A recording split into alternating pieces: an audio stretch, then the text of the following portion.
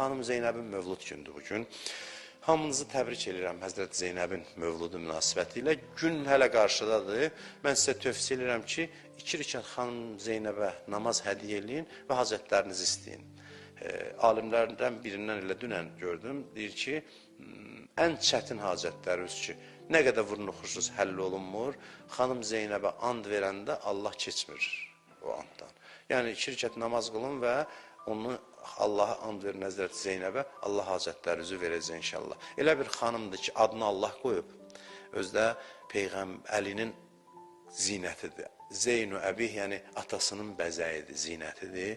Allah ona adı qoyub və Peyğəmbər görün nə deyib? Buyurub ki, Əleykum ən tuhibbu Zeynəb. Sizə tövsiyə edirəm, vəsiyyət edirəm ki, Zeynəbi sevəsiniz. Zeynəbin məhəbbəti ürəyinizdə olsun. Çünki bu məhəbbət insanı xilas eləyə bilir. Onun haqqında mənim etiqadım budur ki, bu qədər əvvəla danışmaq çox mümkün deyil. Nə qədər danışsaq azdır. İkincisi də etiqadım budur ki, bir neçə adam var ki, ümumiyyətlə məsumlar hamısı qiyamətdə tanınacaq. Bir də Həzrəti Zeynəb var ki, qiyamətdə xüsusi əzəməti onun orada görünəcək. Orada bilinəcək. O kim idi, nə məqamın sahibidir. Bütün deyilənlərin heç biri Həzrəti Zeynəbi bizə tanıtıra bilməz. Həzrəti Zeynəb çox uca şəxsiyyətdir. Olduqca uca şəxsiyyətdir. O qədər ucadır ki, Kərbəlanın şərikidir. Şərikətül Hüseyn deyirlər ona. İmam Hüseynin şəriki.